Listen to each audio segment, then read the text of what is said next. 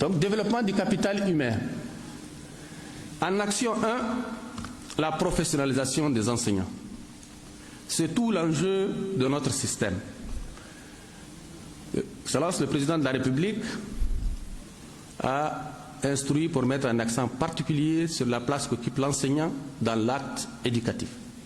Toutes nos évaluations ont montré que si nous voulons de la qualité dans l'enseignement, il faut agir sur le levier de l'enseignant. Il faut le professionnaliser. Le professionnaliser, c'est le former pour que l'enseignement soit une carrière, mais c'est aussi lui donner une perspective de carrière, pour que l'enseignant ne soit pas resté à l'enseignement par défaut, parce qu'il n'a pas un autre emploi, mais par vocation.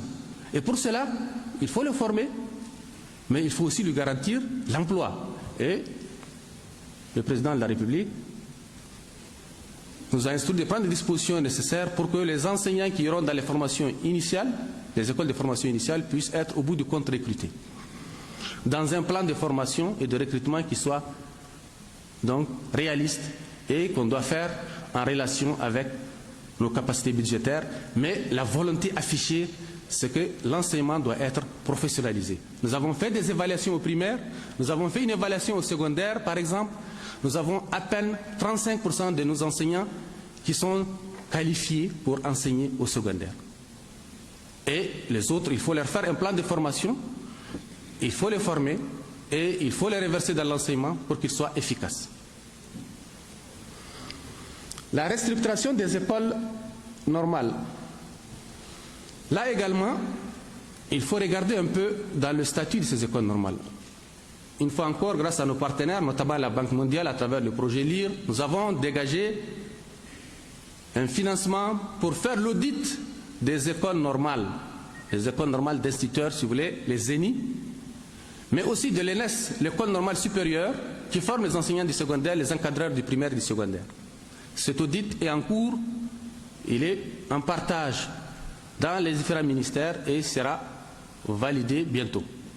Et à partir de cela, nous allons prendre des dispositions pour que ces écoles normales qui ne répondent pas aujourd'hui en qualité et en quantité aux besoins de l'enseignement, qu'ils puissent effectivement être appropriés à notre demande, nous, les ministères qui utilisent les enseignants.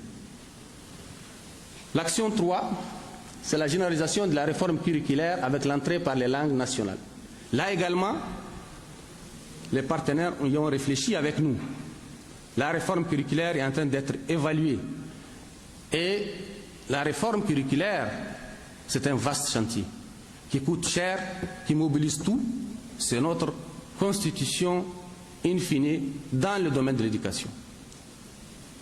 C'est pourquoi nous faisons des pas lents, sûrs, mais qui doivent être évalués pour que du préscolaire à l'enseignement supérieur, nous puissions avoir une vision holistique de notre système à travers cette réforme curriculaire.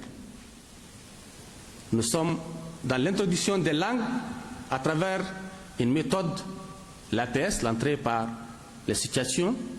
Nous allons évaluer tout cela et nous allons ensuite regarder qu'est-ce qui est conforme à nos objectifs, qui est, in fine, quel est le type de citoyens nigériens que nous voudrons à travers notre éducation. Et l'enjeu de la réforme curriculaire est extrêmement important. Nous sommes, comme je l'ai dit, à son évaluation.